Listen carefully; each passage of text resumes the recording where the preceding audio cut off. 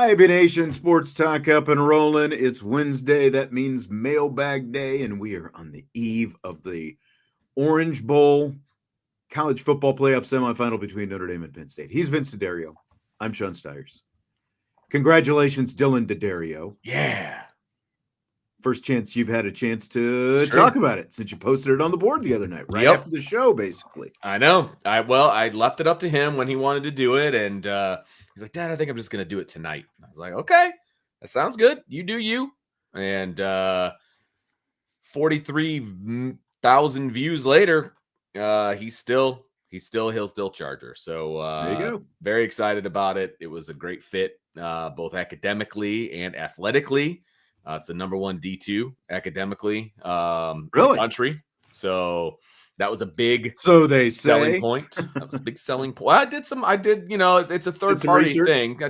Believe me, we did a lot of research.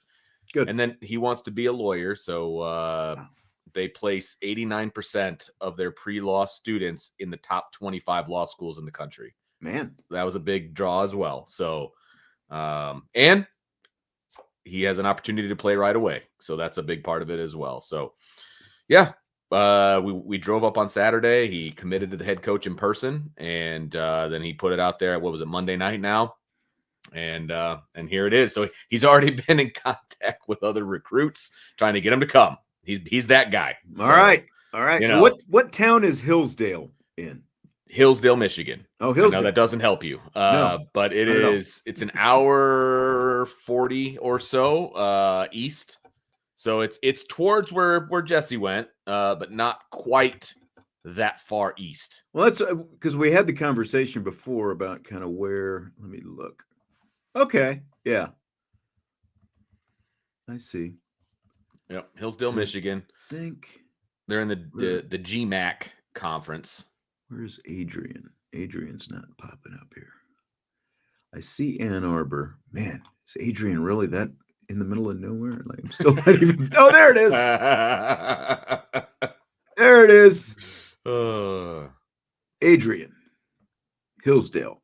They're not that far apart, but there's also not a highway that really directly links them. You have to kind of about 45 minutes apart, 40 minutes apart, give or take. Both of them a little bit south of Michigan International Speedway. Yes. Which I always thought is crazy. Like you've got a speedway of that size basically in the middle of nowhere in Michigan. It really is. And it's surprising how close that really is to us, that this big international speedway is that close. Yep. So Chief Brody, Jesse went to Siena Heights. There are two different schools in Adrian. One is Adrian College, which is a D3, and Jesse went to Siena Heights, which is an NAIA school. They never play each other, which I think is kind of odd since, because you could still play each other, even though one's D3 and one's NAIA. You would think that sitting right there, but it sounded like they just never wanted to, probably for recruiting reasons. With Siena and who else? Adrian College. Oh, yeah. Right. Okay. Yeah. Yep. He played in a couple baseball tournaments at Adrian College, when he was doing travel ball before, he ended up, going there for football and all that kind of stuff. So, yep. Chief Brody says they were his rivals. Okay. All right. Okay. All right. Okay. We used to play against Adrian and Albion, he says. All right. Good deal. Good deal.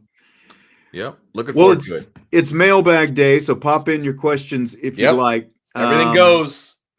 Everything goes. Let's go. Rumor has it we've got a big playoff game tomorrow. So crazy that it's today felt like a Friday because there's a game tomorrow. That's how work felt to me because just not used to this whole Thursday night stuff, Right. It's weird. Exactly. The whole thing is weird. Little odd for all of us, I think. Yeah. I'm going to go ahead and play Marcus Freeman's comments about Jeremiyah Love and his availability. I'm going to go ahead and do that now to kind of kick us off here tonight. So here's Marcus Freeman addressing the health status of one Jeremiyah Love. Love is Jeremiah's had a good week of practice.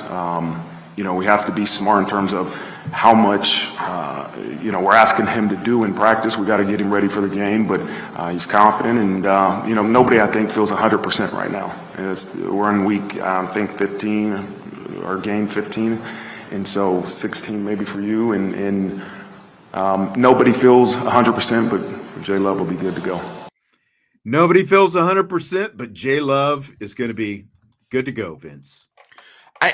I fully anticipated that is what he would say, and we all said, well, we at Irish Breakdown said after watching practice that it was more the fact that he didn't like that brace that he was fiddling with, not the fact that, he look, we're not saying he's 100%, and I think Marcus Freeman actually said, look, nobody's 100%, but Jeremiyah Love's gonna go. He's gonna be Jeremiyah Love, and so I anticipated that. It's precautionary in practice. It's a little bit clickbaity-ish of some of these places to really get people all worked up and worried about it. Like, he's not 100%. We can all agree on that, but he was always going to play as well, and he's not going to play with that gigantic brace on either. So there's, I don't know. Well, like you said, you had to balance it in practice. It's not like you were going to go full bore in practice this late in this. It's kind of like I would say going this deep into the season, getting ready for game 15. This is more like NFL, like an NFL week of prep than probably Notre Dame has ever had. You're going to go a lot lighter, like maybe you still have, like a heavy hitting day early in the week, like that would have probably would have been Sunday or Monday. Like when you look at, how a week is typically structured with Thursday is, kind of equaling Saturday. But you just, you got a guy who's a little bit dinged up. You're not going to put him out there and throw him into the fire and expect him to go 100%. What Jeremiyah Love can do. The bottom line is, you want to save it all for this Thursday, since they did only have a week, to prepare. Agreed.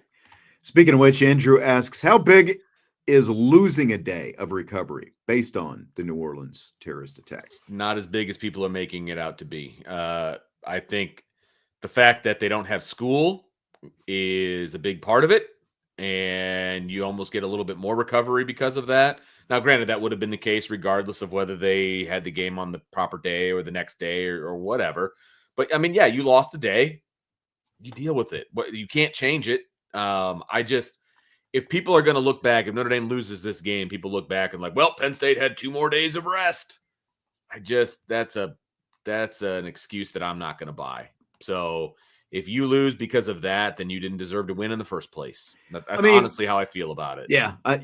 Because you're this late in the season, Penn State does get a couple of extra days. And I think the only real benefit there is the recovery. But at the same time, you had, what was it? You had basically, was it 2.5 weeks, 3 weeks, between USC and Indiana. You had 3 weeks between USC and Indiana. Yep. You had 10 days. You ended up with 11 days, Yep.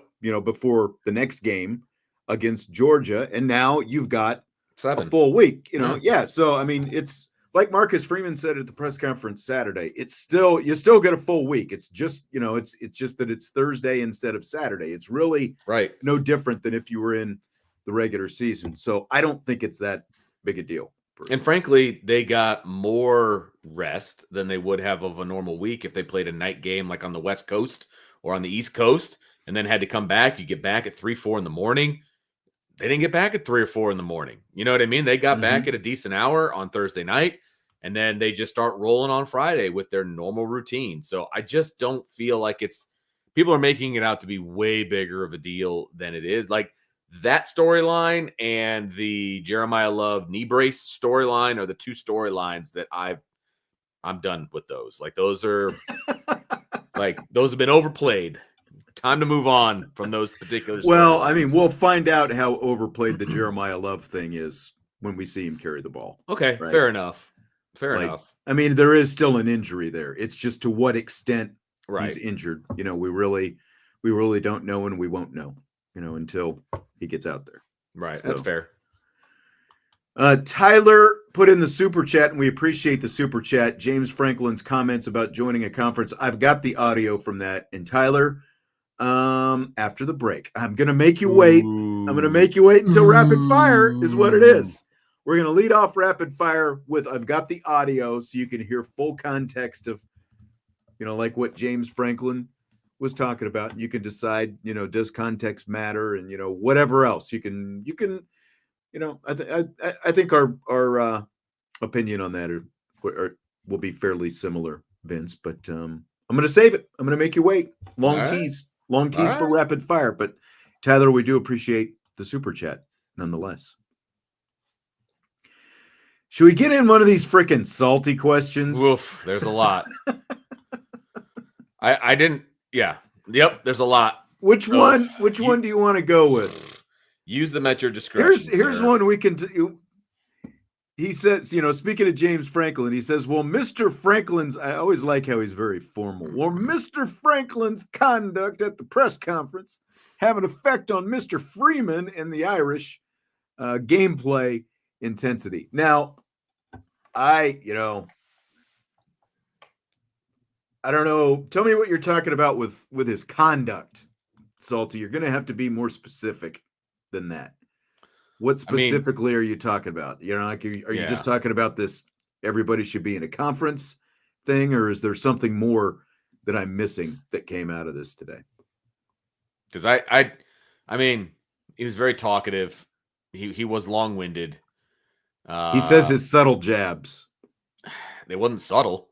I mean, the jab I heard wasn't subtle. I didn't listen to the entire press conference, but it didn't seem very subtle to me.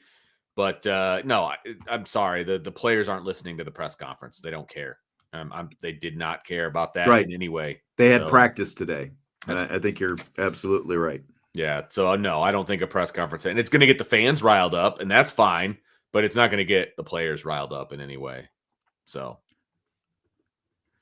I agree. I don't think it'll have any impact on. I will say, James Franklin is like that guy who, you see out socially, and he just thinks he's funnier than he really is, and it's just like you kind of have that awkward laugh when he says something because he thinks it's funny, and you're that's like the hairline joke and that kind of stuff. Like, it just came off as like he's trying to be super likable, but that it's not working. Like he's trying too hard. That's what it came off to me. Yeah.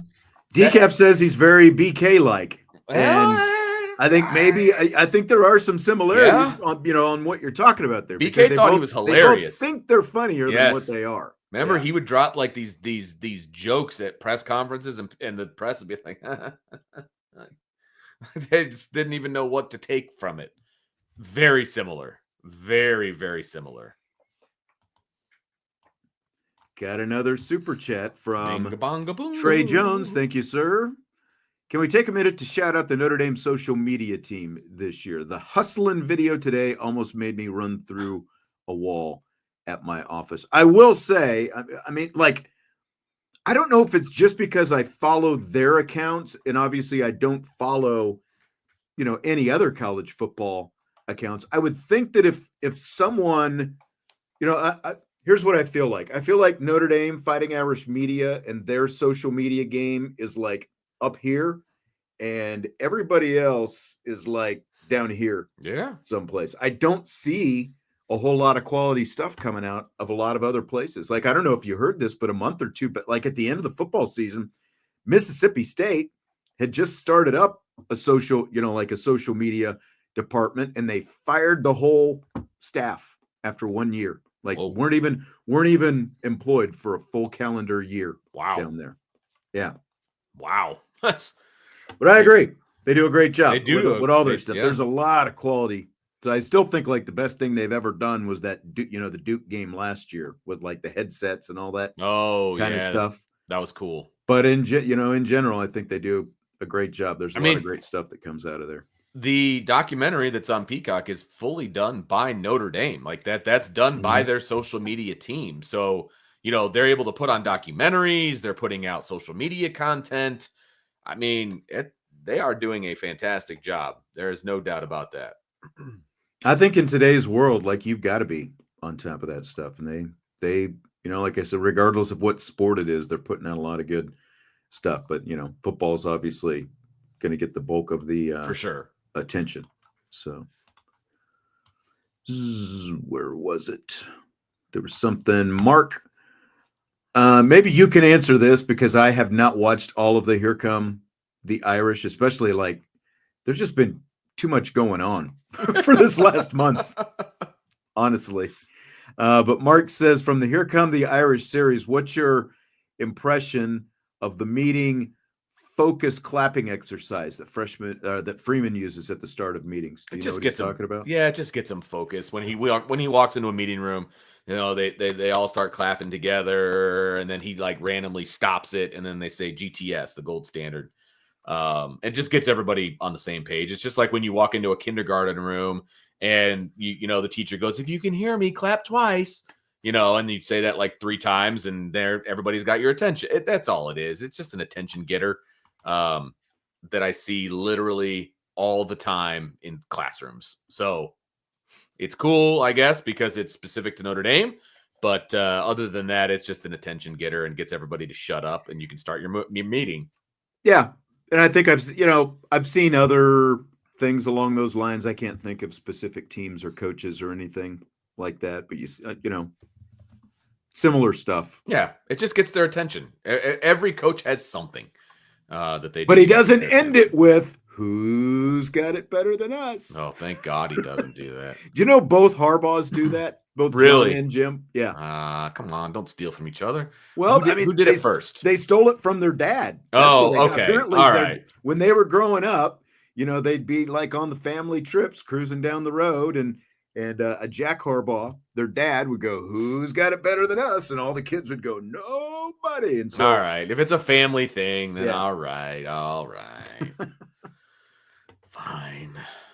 It's kind of funny watching, because I knew that Jim had done it. I think that's more, probably publicized because of all of his little things. But then watching Hard Knocks and some other stuff, John Harbaugh does it with the Ravens also. Jim Harbaugh is so much more easier to handle when I never hear about him anymore.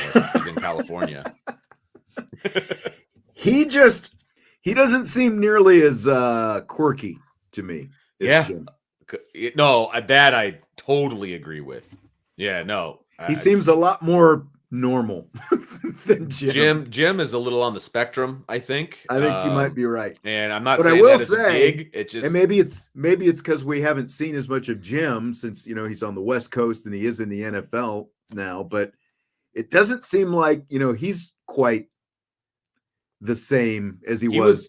I feel like a lot of it was an act to me. Yeah, to get some attention and to get some clicks and to get I feel like the Michigan Jim Harbaugh was different than the Stanford, the San Francisco, the Chargers.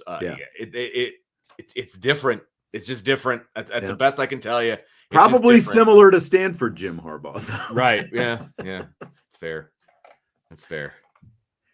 I still, I don't think I've ever liked Jim Harbaugh more than, when he, the whole, what's your deal with Pete Carroll, after that USC game. It was great. Because it was before, he had done anything really with Stanford. But that's correct. Little kid on the block, not backing down from the big bully on the block, Pete Carroll. I thought that was like the one time we could all rally behind Jim. Right? I liked Jim Harbaugh at Stanford. Yeah. I did. I really did. And back in the day, with the way they used to do press conferences and stuff like that at Notre Dame, is everything would be in the same room. And so you would go in there and you would sit and you would wait. And the visiting coach would come in first and he would speak. And then the home coach would come in.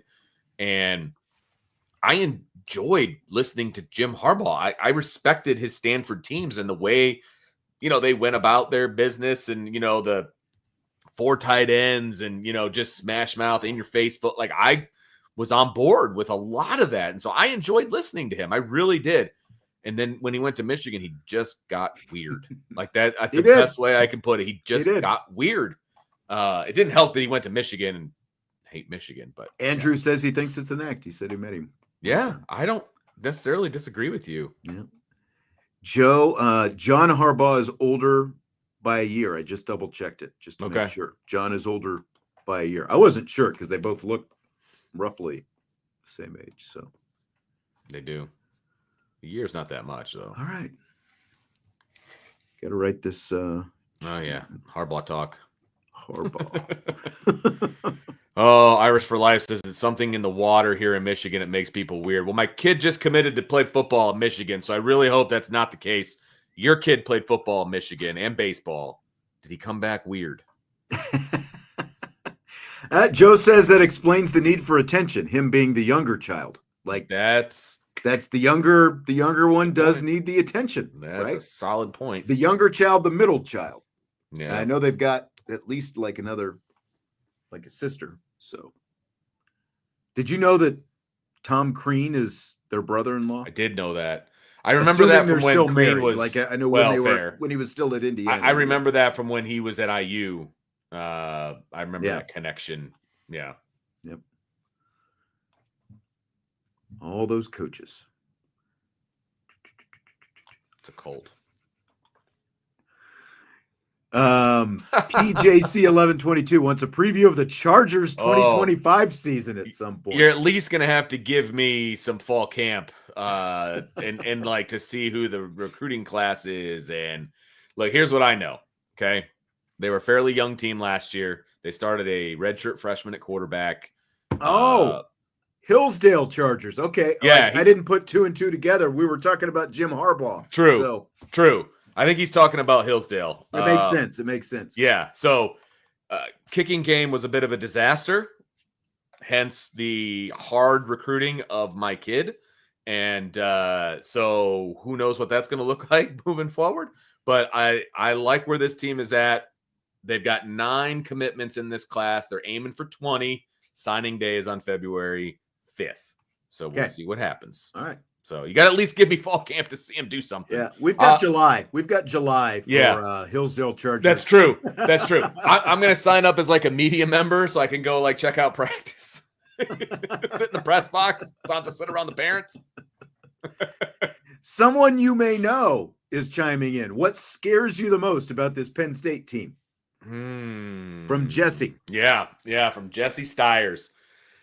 You know, what scares me the most, I would say, just is their defense in general. I'm not afraid of their offense in any way. Their best offensive weapon is a tight end. I feel like Notre Dame's going to have a plan for the tight end. He's very, very, very, very, very good. Don't get me wrong. You're not going to be able to shut him down. You're going to have to limit him. But if you have, Xavier Watts on him, or you have, Drake Bowen on him, I like Notre Dame's chances at that point. Okay. So it's their defense as a whole. And just my fear is that they shut down Notre Dame's offense and then they can't score. That's my biggest fear. I don't think that's going to happen, but that's my biggest fear.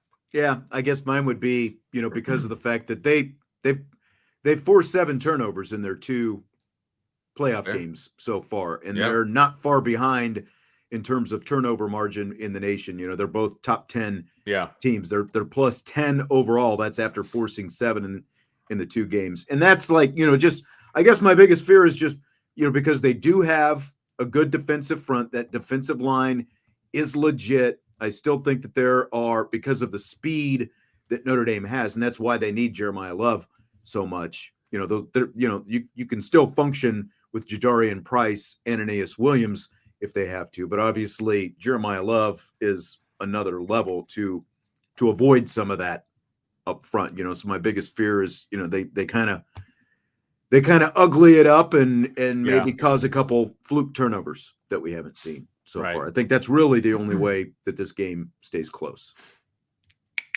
Like it. I'm a little bit confused by this. Where did it go? Matt, what? He says, remember when Sean didn't believe we would make the playoffs? Look how far we've come. No, I don't remember when I said that. I don't either. Do you remember me ever saying that? Is Matt keeping receipts here that I'm unaware of? Is there a transcript someplace? Is there video? Is there audio evidence?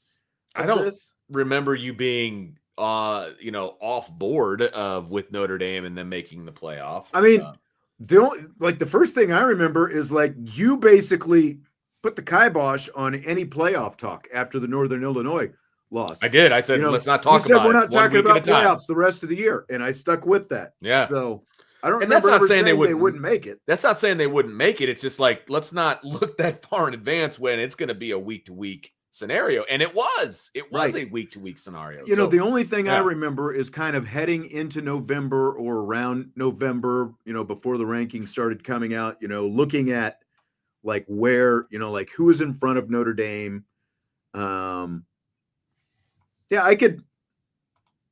That's kind of what I was alluding to, Matt. He said you were worried about them getting bounced. This was like week 8 or 9. And that's, I know I never said that they definitely wouldn't make the playoffs, but I was worried because of like where they were in the rankings, and there just hadn't been a lot of upsets to that point. And, like I was worried about them potentially getting squeezed because of that. But then what started happening? Like right around that time, we started seeing a bunch of upsets. So he says he's just Josh. All right.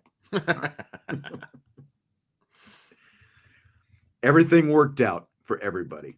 Right. 100%. All right. Let's see. So I can get rid of Matt's bogus question there.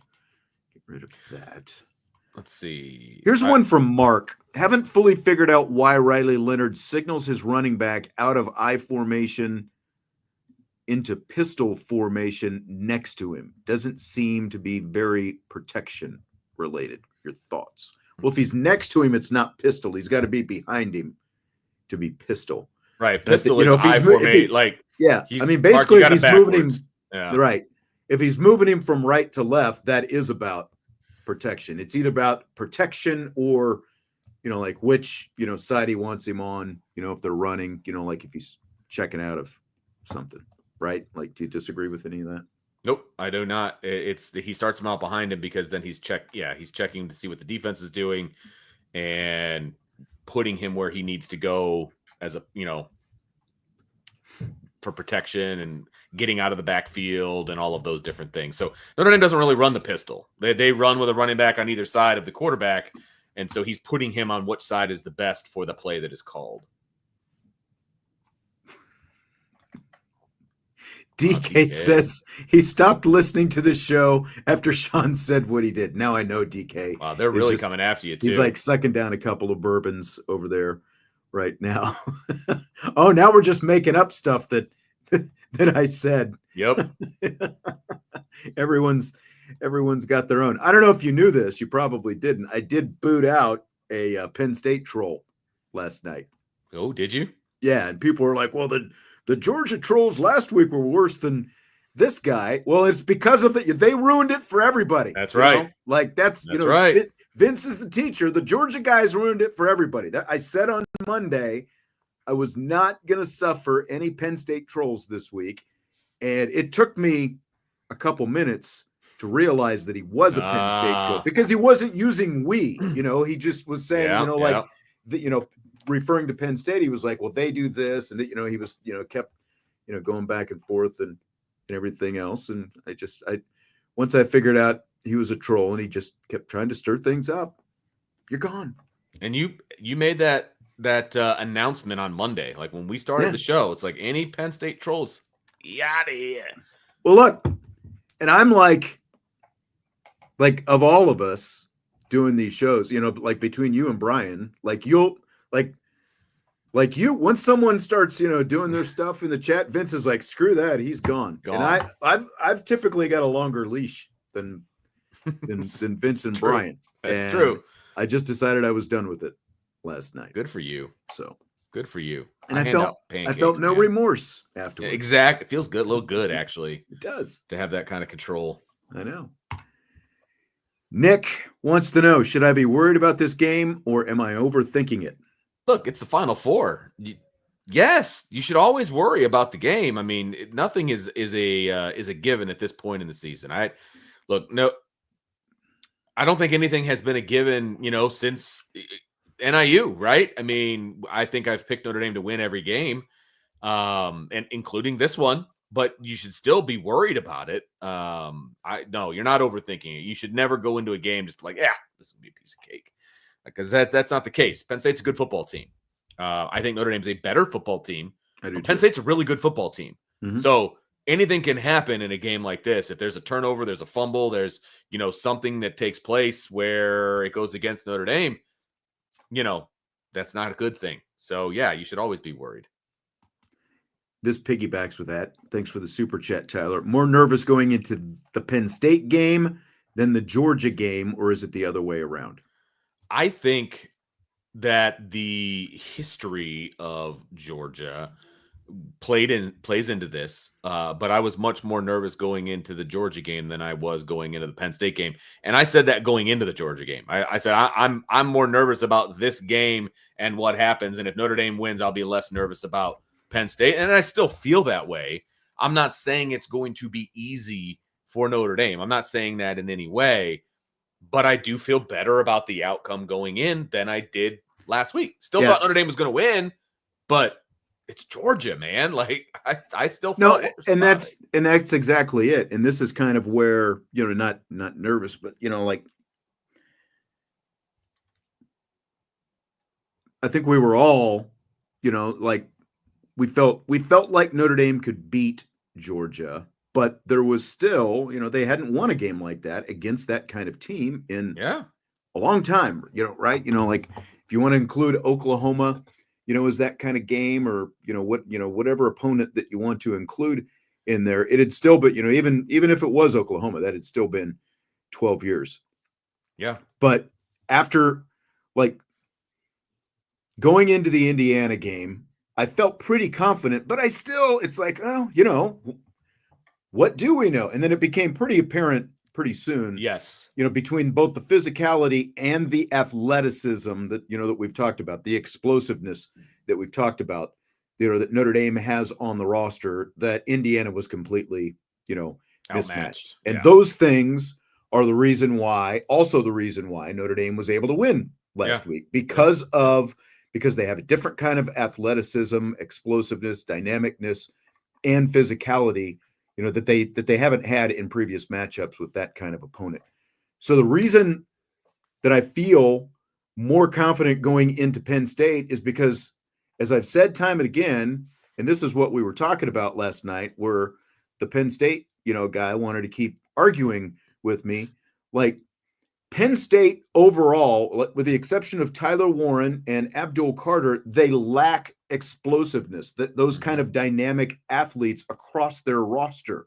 Those two guys have it, one guy on each side of the ball. And as you said before, it's a tight end. So, how much can a guy like that be a game wrecker? And, like the pushback from him was, well, look at these last few games. They've been dynamic. They've been explosive. Well, it's one thing to do it against Boise State and SMU. Did you have it against Ohio State? No, you didn't. And Tyler Warren had 47 yards receiving against Ohio State. Right. That's why, people think, I kind of responded in the chat about the fact that we're underselling, what Tyler Warren can do. Look, I believe he's the Mackey Award winner. He's the best tight end in the country. It's really, really good. He's the only offensive guy in a pass game scenario that worries me. And Notre Dame runs man-to-man. Like you talk about, like the reason, again, like Penn State's receivers looked as explosive as they have all season against Boise State. For good reason. Because it's Boise State. It's a group of five team. Correct. Right. And they beat them by 17 points. Right. 31-14. Wasn't that the final score? Something like that. Right. And I mean, that's ditto with SMU. I mean, that's what it comes down to. Like, those were all 2- and 3-star athletes, but predominantly on those two teams that Penn State has beaten so far. Like Penn State should be able to look a lot better than those teams, but Notre Dame is going to be a different story. And that's why I just feel like Penn State can be physical, and they'll be physical to an extent, but I just don't think that they can match. Like Notre Dame is going to have a chance to hit a lot,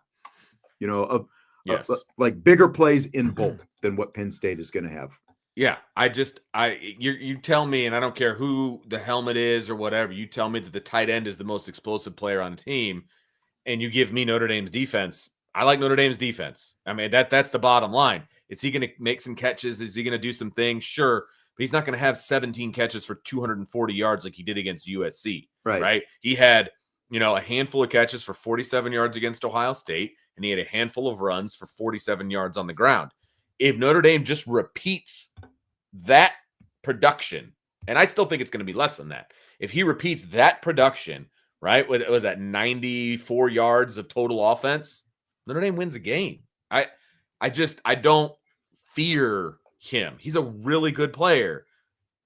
But if your tight end's your best player, that's a problem. And that, again, people want to compare him to Michael Mayer. Okay, when Michael Mayer was Notre Dame's best offensive weapon, they couldn't score against good defenses. Right. That was the problem. So now he is twitchier than Michael Mayer, but absolutely, but still, you think that Al Golden doesn't have a plan for this guy? And look, they're going to hit some plays. The question is, can they limit those plays? And I think that Al Golden has demonstrated he's got a pretty good body of work over the last couple of years that he should be able to. And like Anthony says, their running backs scare him because they'll get him involved in the pass game. Well, I mean, Georgia wanted to get their running backs involved in the pass game last week too, and that didn't work out very well for him. Like a big now, if all Notre Dame does is pin their ears back in passing situations and tries to get to Aller, he's probably going to find Singleton a time or two. A couple times. Yeah. Singleton, again, like watching them on film, Singleton is scarier than Allen to me. Like Allen is more just a big plotter, again, like going up against the kind of competition that they have, he's fine. But even Singleton, I just don't see the same kind of twitch, that like even Jadarian Price has, because obviously it's Love and then Price. And, I just don't see that same kind of twitch from Singleton. And again, that's not to say that he's not going to make some plays here and there throughout the game. I'm sure he will, because they do have, a good offensive line. But I just feel like what Watson, Schuler have done in their run support, their ability, to come down a hill so fast and so hard, I just don't see, then you throw in like Kaiser and Bowen and what they've been doing. I just don't feel like they're going to be able to make enough plays against this defense. You're going to have to make some really explosive plays. They're probably going to have to make, I would say, to beat Notre Dame, they're going to have to make 6 explosive plays, like really explosive plays. And I don't think they've got that in them. Right. I think that's fair. And look, Notre Dame is not going to do anything out of the ordinary against Penn State's offense. They're not. Now, is Penn State's offense a little bit more creative than Georgia's? Sure. I think they're better coached. Sure. But I still haven't seen Drew Aller do what he's going to need to do in this game against a very good defense. I haven't seen that yet. Now, he could surprise me and have a great game and just put this team on his back. And okay, fine. If that happens, then you tip your cap and you're like, good for you, Penn State. But Notre Dame is going to they're going to do what they always do, right? They're going to put pressure on Aller and make him beat them. And they're going to, focus on the run game. It's going to be a similar game plan, Sean, I think, to Georgia. It's what I would do. Yeah. Because the wide receivers don't scare me. Stop the run. That's exactly right. Stop the run. And you can play man-to-man across the secondary, with the exception of like figuring out, how you're going to defend Warren. That's the biggest key, the biggest challenge to the whole thing is just limiting Warren, shutting down the run, and everything else falls into place. Yep. Completely agree. Make Drew Aller make plays. Just make him make plays. I'm not sure he can do it on a regular basis. He'll do some, but like you said, are they going to get 6 explosive plays? I have a hard time seeing that. And again, like other than, you can probably include Oregon to an extent, but we talked about it last night. I just don't. Ultimately, Oregon's defense was not nearly as good as a lot of people thought their defense was. I think that played out both in the Penn State game, as in the Big Ten championship game, as well as in their playoff loss last week to Ohio State. But athletically, this is just like the kind of pressures that Al Golden is going to bring with the kind of athletes that he's got. I don't think they've seen it since their Ohio State game, and it's just going to be a lot different than anything that they're used to. They definitely haven't seen it. Like, it's going to be sped up quite a bit from what they've played the last 2 weeks. You can bet on that. Absolutely. Oh, and that benefits absolutely. Notre Dame as well Yes. because of what they just faced with Georgia last week. It's gonna slow it down for them. Yes, because Notre Dame played a comparable opponent last week, where Penn State hasn't played a comparable opponent since Ohio State, frankly. And look, Oregon is a different beast. They're a good football team, right? But they don't do it the same way that Notre Dame and Ohio State do it, right? They, with the punishing defense and that they're trying to light up the scoreboard. It's different, right? So they really haven't faced an opponent like Notre Dame since November 2nd when they played Ohio State, and they played them at home and still lost. So I just look, maybe I'm wrong. And it wouldn't be the first time, and it won't be the last time, but I just like the way Notre Dame matches up against Penn State's offense. I do. I do too. Joe says the talk of the casuals in the national media is that the only way Notre Dame can win is to open up the passing game, and Leonard can't do it. Do they really need to? How many times are we going to hear that same tired been the narrative for response all 3 games so far? The narrative has been the exact same going into Indiana. Oh, you got to do is shut down the run, and Riley Leonard can't beat you with his arm. How'd that work out? Same deal against Georgia. How'd that work out? Right, exactly. And again, like man for man, I just don't like. Yeah, Penn State's front is legit, but man for man, like everywhere else, like let's not act like this is, doomsday defense or steel curtain or, whatever you want to call it. Like it's a good defense, but it's not at the elite level. Exactly. Riley Leonard has shown in both games that that they don't have to pass to win. Now, if Riley Leonard does open up the pass game and is successful passing the ball, then this game will be over so fast, and it will be a dominating performance if that happens. Okay. So is that what they're saying, that to guarantee Notre Dame a win, and that's what needs to okay, fine. I'll even grant you that premise, but that doesn't need to happen for them to win the game. It just doesn't. I mean, look at every single game that Notre Dame has played this year. Riley Leonard doesn't light you up with his arm. He can hit passes down the field. He can hit open receivers. He can do things with his arm. He has proven that, but he doesn't need to. He doesn't need to. I don't know how many more times that has to be proven, where people just need to sit back and just be like, Riley Leonard just finds a way. He just finds a way. And because that's what he does. He finds a way, whether it's with his legs or whether it's with his arm. He threw a touchdown pass in the game, and he also ran when he needed to get a first down and keep the clock moving. So he's going to find a way. I mean, and we talked about this the other day, and it was funny because Mike Denbrock, I guess, was joking at media day when the reporters were around him. He was like, "Hey, let's talk about our 90 passing yards last week." Did he really say that? Yeah. And that's great. And, again, they were up 20-3 in the second half. Georgia had shown, really a couple of plays in the first half, a couple of explosive passing plays, which again, they were capable of that as long as their receivers could hold on to the football. And in a couple of cases they did, in a couple of cases they didn't. But, other than that, they had shown no real ability that they were going to do anything offensively. So if you're Notre Dame and you're up 20-3 early in the second half, why does Riley Leonard just need to come out and start slinging the ball around the field just to show you he can pass the ball? They didn't need to, and they only gave up 10 points to Georgia. Right. That's exactly right. And that's don't force it, because that's always been the other side of this, is the complementary aspect of this team.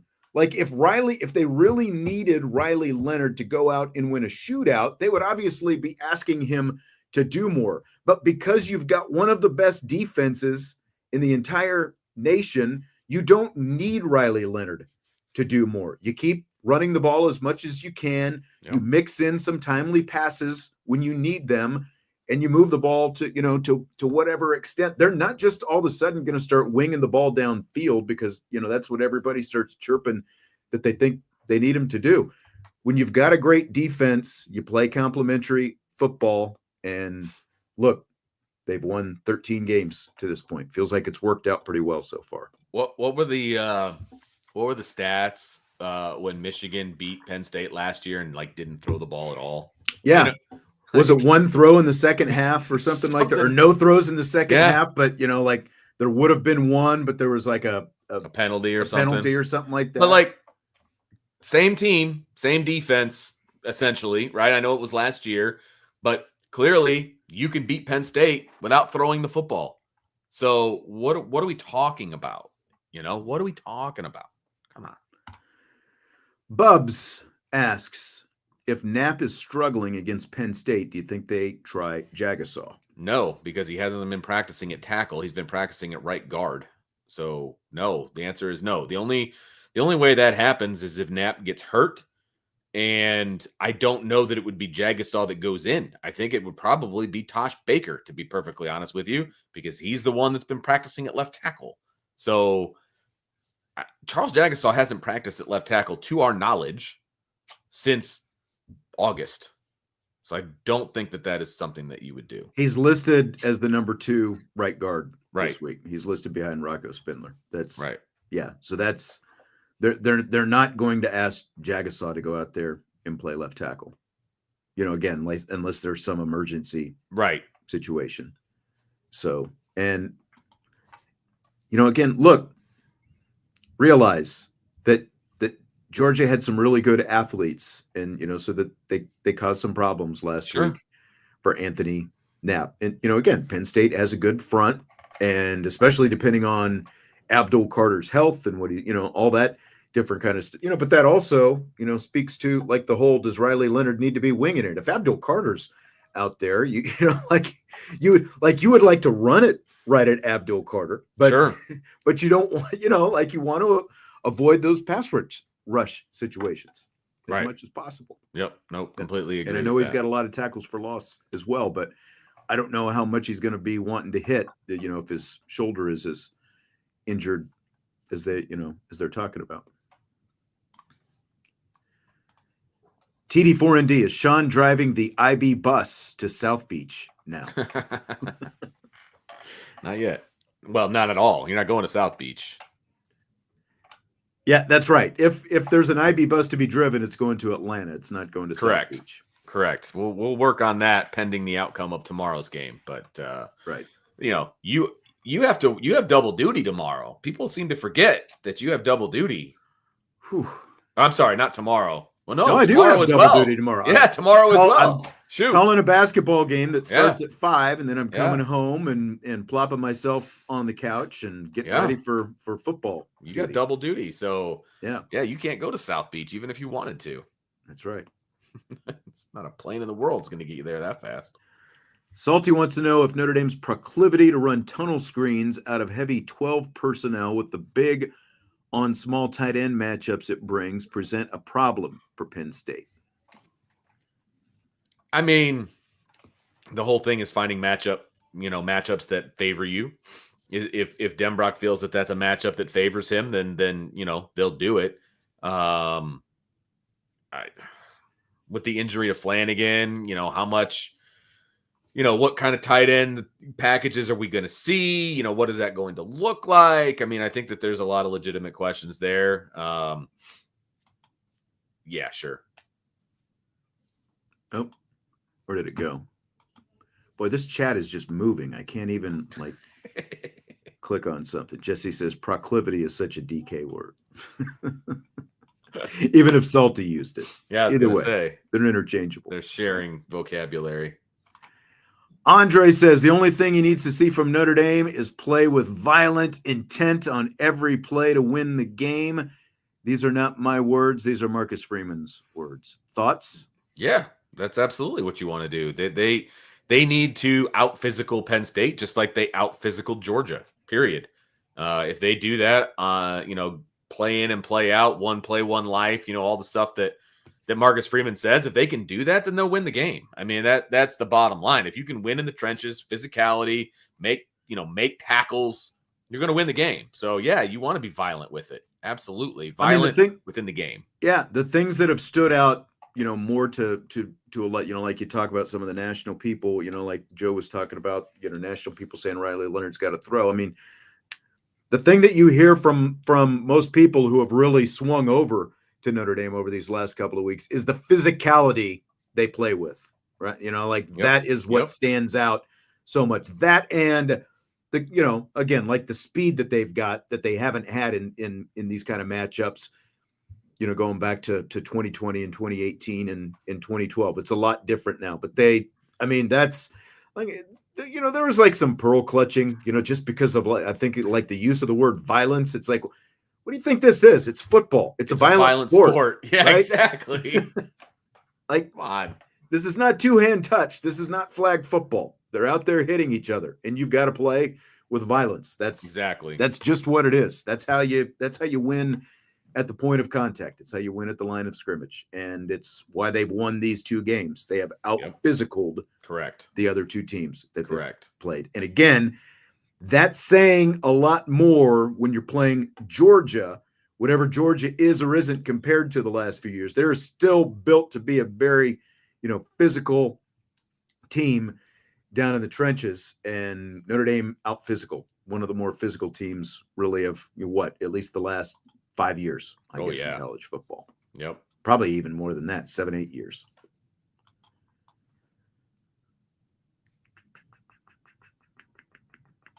Joe says, I'm praying that the women's game doesn't go to overtime.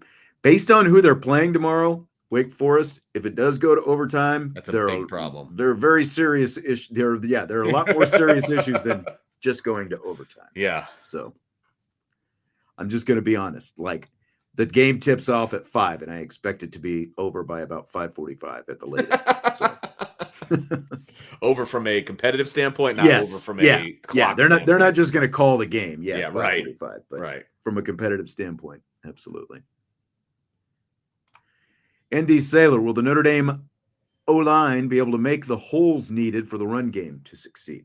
Yeah, they will. They'll be able to make the holes. Now, they're going to have to stay on their blocks longer than they did against Georgia. That I agree with. But yes, they have the ability to. Are they able to? Yes. Will they? I'm not a prognosticator, but they can. Yes, they can. And I mean, I don't know that it's going to happen right away. You're going to have to kind of keep pounding it. But what do we also know about Jadarian Price and Jeremiyah Love? They've got, much. Two of the best. They don't need a whole lot of room, get skinny in there. All right. And they also have some of the best yards after contact rate in the nation. Yep. They get through that. So, again, it might not happen right away, but like if I'm looking at the kind of athletes that Georgia had, I mean, it was obviously very hard against Georgia last week, but Notre Dame blew a couple holes when they needed to blow a couple of holes. Like, look at the one that Riley Leonard ran through when he picked up that 30 yards. And that's part of it as well. Like, sort of that chess match with how you're going to use Riley Leonard, how soon you use Riley Leonard. It feels like Mike Denbrock want to kind of, not that he's feeling him out, but he wants to come out, succeed just using Love and or Price as much as possible. And then if they need to, that's when you go to that counter punch with Riley Leonard.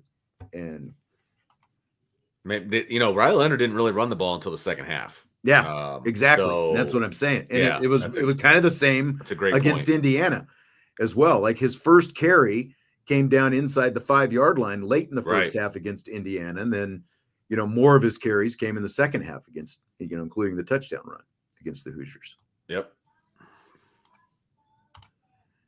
Andrew wants to know, is there any skill player on offense you feel is being underutilized?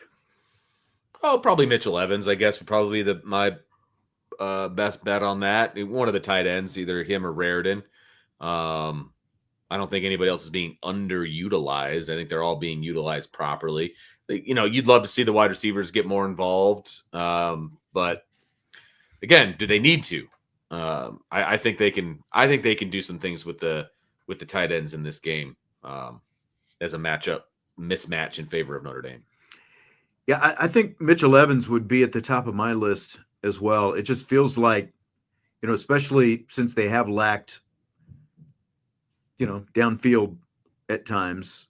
Like he's been there, and they haven't really been able to get to that. Andrew says, Harrison? Question mark. I mean, obviously the receivers, it's just been a grab bag of up and down all year. Yeah. Yep. Jesse wants to know, do you see another special teams trick of some sort in this game? We've seen it every game so far in the playoff. Why would we stop now? So, yes, I do. There's going to be something. And that, what I like about, it's not just like, oh, we've got these trick plays dialed up because now everyone's kind of sitting and waiting for the trick play and that kind of thing. Well, I mean, look at what they've done the last 2 weeks. And Marcus Freeman talked about how, that punt play, 4th and 1 at their own 18, was really just designed to get Kirby Smart to at least burn a timeout, but he wouldn't call timeout. And so Georgia ends up jumping off sides and giving him a free play instead.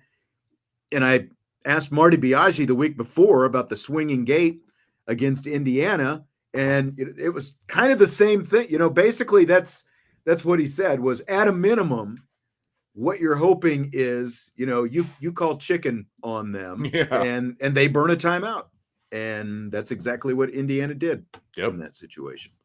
Kirby didn't call chicken, but they jumped offside. So he wouldn't take that bait, but it ended up working out for Notre Dame. Right. Just fine. They're going to do something. There's going to be something that's going to happen on special teams. USMA 87, do you know if they will do Here Come the Irish playoff episodes? They have asked, I know for a fact they've asked permission from people to use their audio for stuff like leading up to the IU game and stuff like that. So yes, there will be something. I don't know if it's going to be one episode that covers all of them or if it's going to be, split up into multiple episodes per game. I don't know, but I thought I remembered seeing at the start of the season when they announced, like, with the schedule for the release, I thought I saw that there were going to be like a couple January episodes. There you go. So I know they're doing something for sure. Siggy, did you watch the press conference today? Marcus Freeman, James Franklin. Did you notice how much more locked in Freeman seemed, almost angry at the waste of time and annoyed with Franklin? What did you think about that? I saw that glancing look over towards, Franklin a few times by Freeman. He was not. Here's what I will say. Freeman was in a different mindset in this game or this press conference than he was in the press conference with Kirby Smart. He looked a little bit more laid back with the Kirby Smart in the Sugar Bowl press conference than he did in this press conference. I felt like he was a little bit more dialed in, focused. Yeah. Yeah. So take that for what it's worth. Does a press conference the day before a game mean anything? I don't know. But I remember distinctly thinking that Freeman looked way more laid back versus Kirby, who felt like he was kind of dialed in a little more. Yeah. And that didn't work out well for Kirby. So I don't know.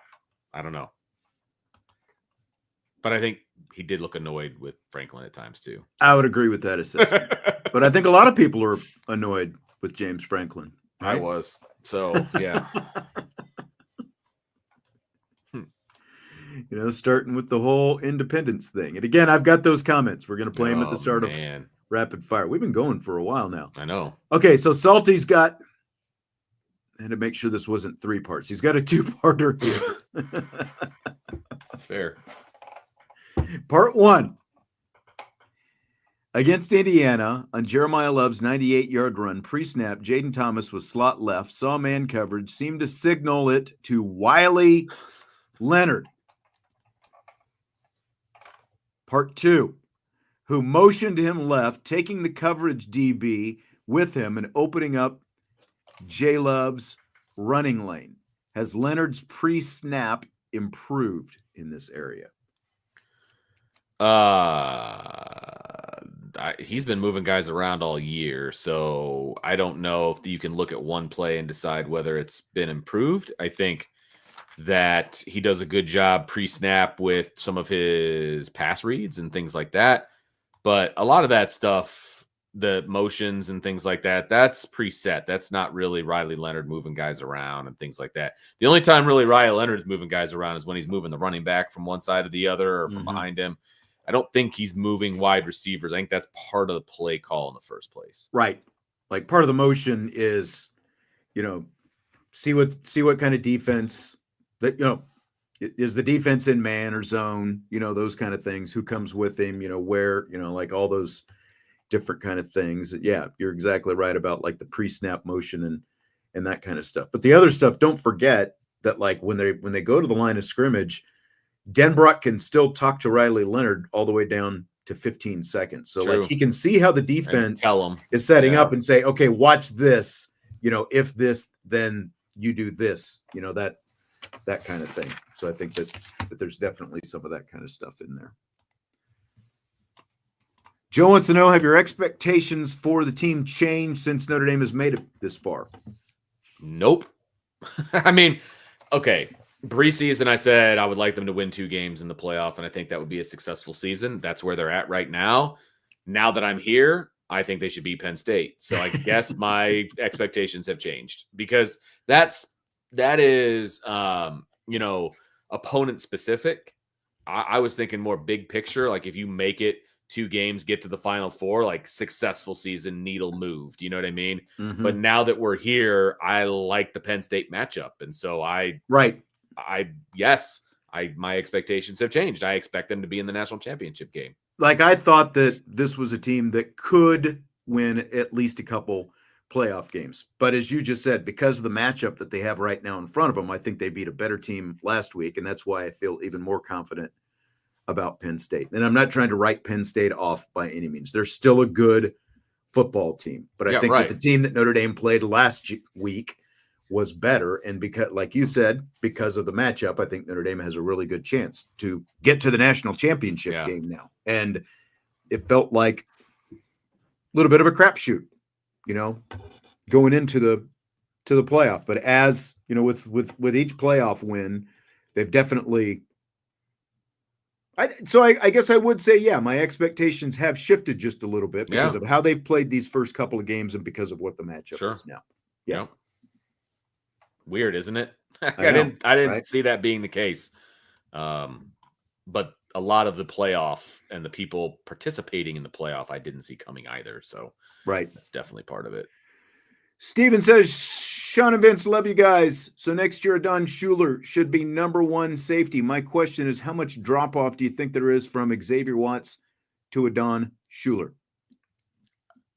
Well, they play different positions. So, but, look, there's going to be a drop-off because it's going to be Adon's 2nd season. And, Xavier Watts is in his, 4th or 5th season. Now, he's not all at safety, which I get. But, there's going to be a drop-off just because of experience. So it's not going to be massive, but there's going to be a drop-off. Remember, Xavier Watts was the defensive player of the year last year.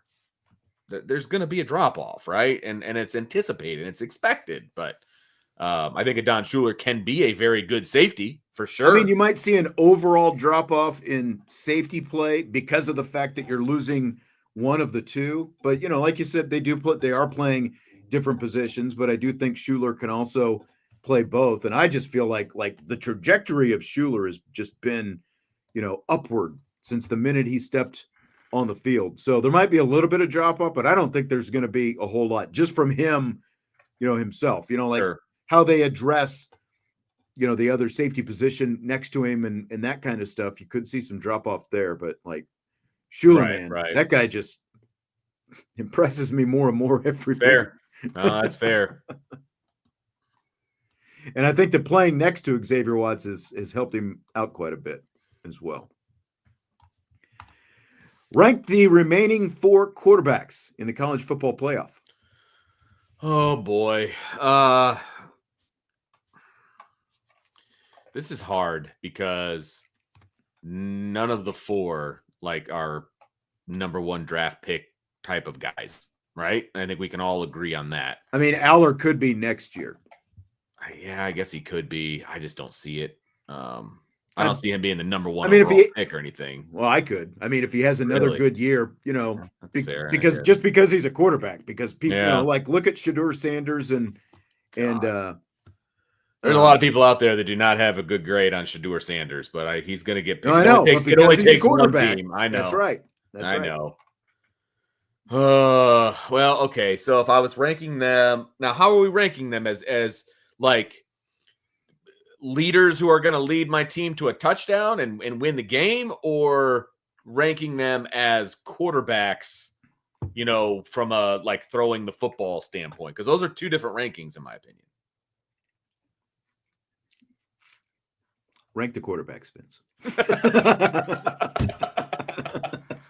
All right. So from just a straight up throwing, being a, I mean, I don't know. You're right. Like person. there's like, are we doing this in terms of, okay, Jesse says you were the general manager, you have the number one pick.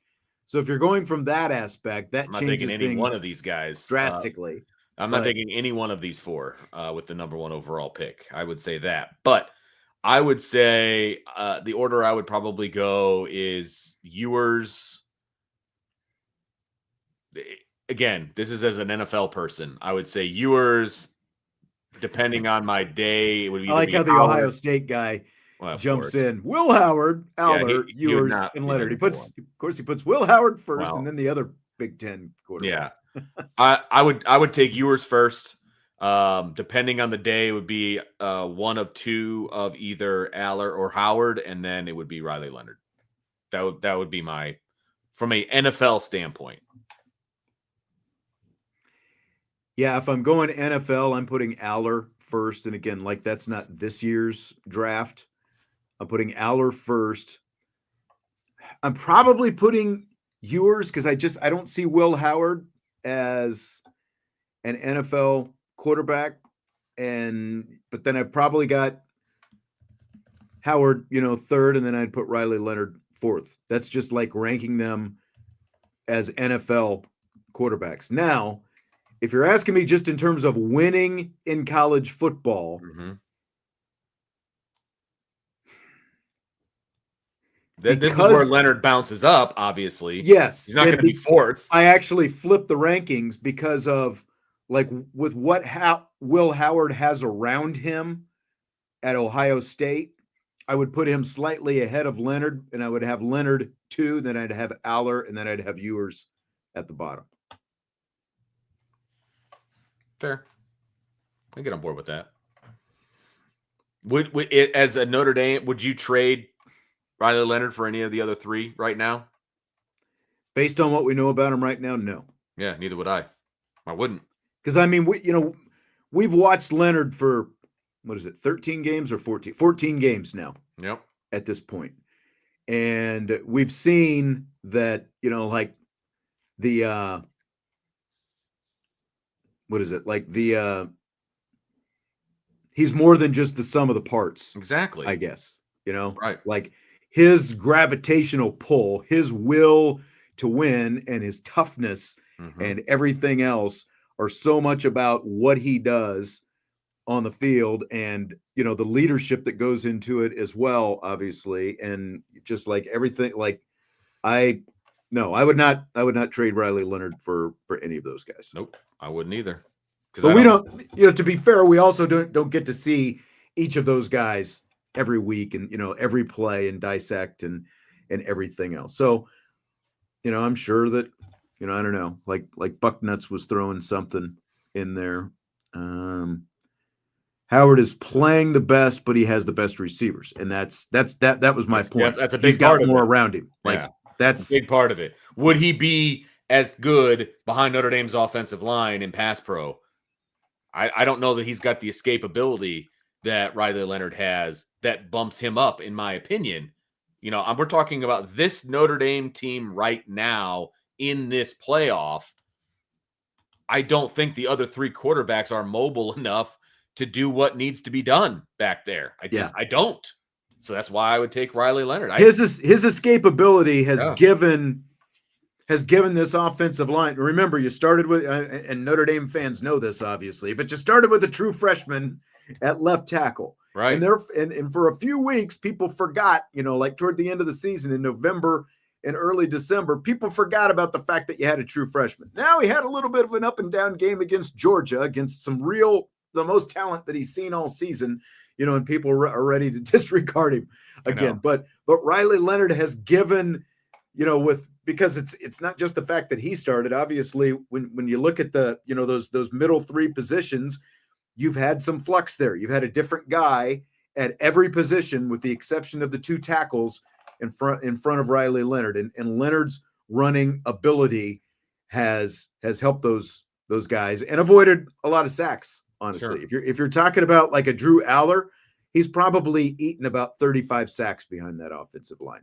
Yeah, this 100%. That's the thing. Like, you're not going to be able to put a guy back there who is a pocket passer and have a ton of success. That's just not how this team is put together. It's just not who they are. And that's why Riley Leonard is the perfect fit for this team in this moment. That's what people have to understand, even though Mr. Bucknut says, oh, well, Howard can move too.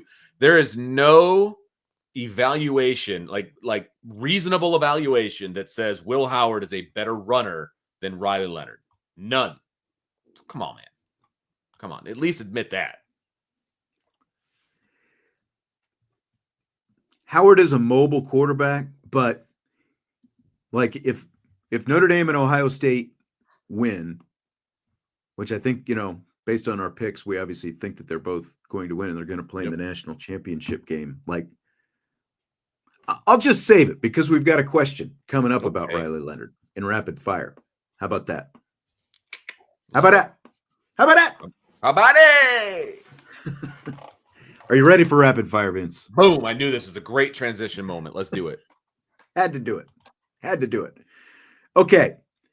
So, got to get to the right place here. What are we going to talk about first? Oh, turns out we're going to talk about our buddy James Franklin at there it is. The press conference earlier today. So James Franklin had some things to say about teams and conferences and the college football playoff. Here it is.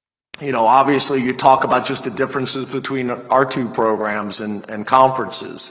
I think it should be consistent across college football. I think, again, this is no knock at Coach or Notre Dame, but I think everybody should be in a conference.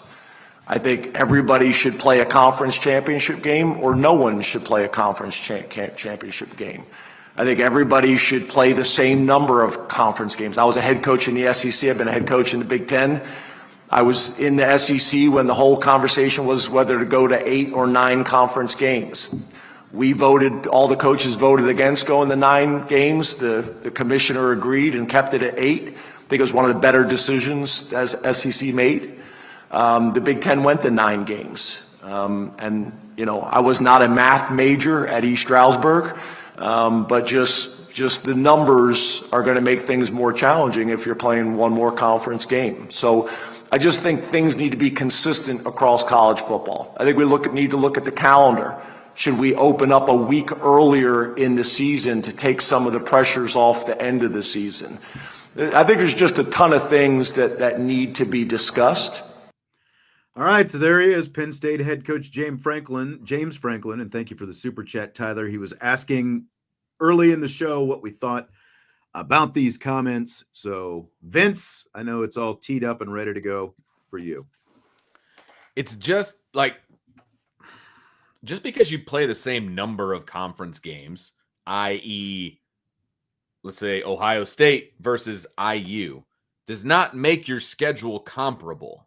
Right. Okay. That's my biggest issue with what that's the biggest thing we found out this year, right? Right. Just because you're in a conference and you're playing the same number of games doesn't mean that Penn State's schedule is equal to even Purdue's schedule. Because as I've talked about, Purdue played a tougher schedule than any of the three, well, with the exception of maybe Ohio State. Two of the 3 Big Ten teams that were actually in the playoff, Penn State and Indiana. Purdue's schedule from top to bottom was tougher. Exactly. So that doesn't equal things out. Just because you play the same number of games, that does not equal everything out.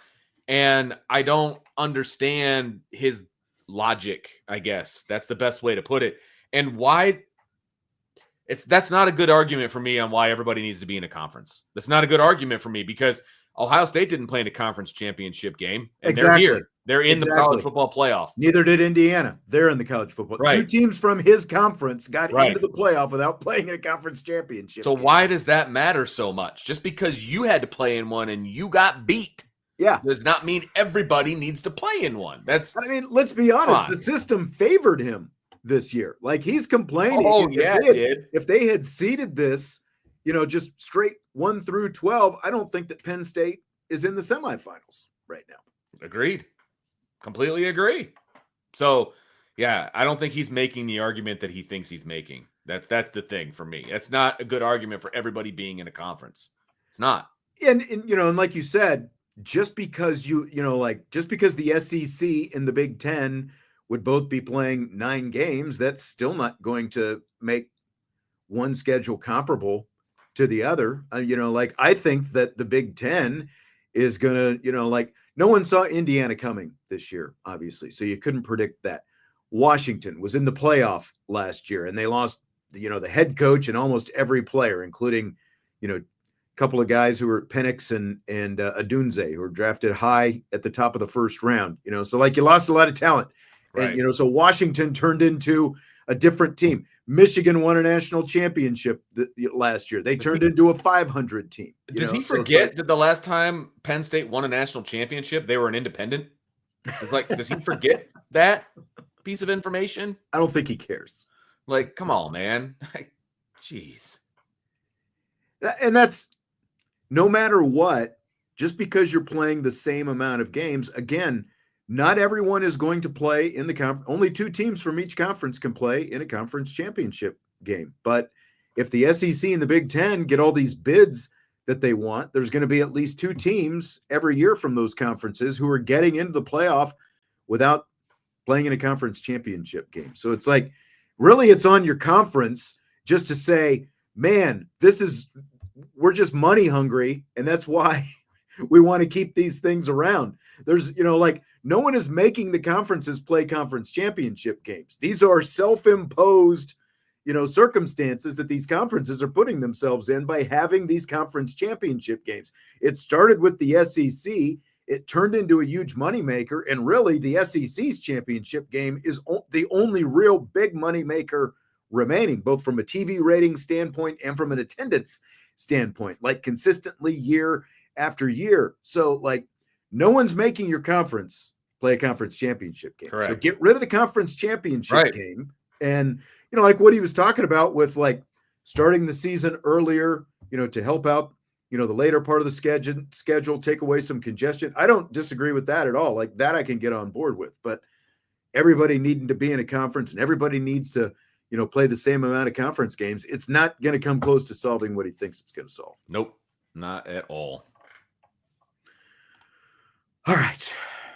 Fill in the blank. To this point, Notre Dame's season has blank. Notre Dame's season has been blank? Is that what I'm supposed to? I don't have it up in front of me. Notre Dame's season has blank.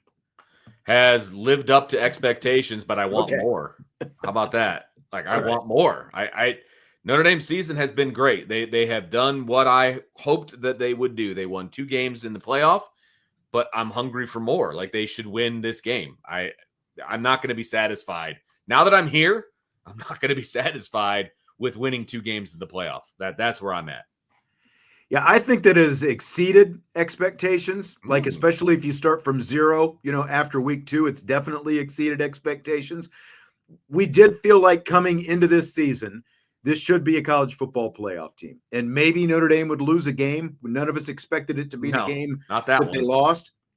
But we all felt like this could be a college football playoff team. And I feel like we all, the minimal expectation was be in the playoff and win a first-round game. And now they've won 2 games, including, the biggest win that the program has had in more than 3 decades. So I feel like it has exceeded expectations.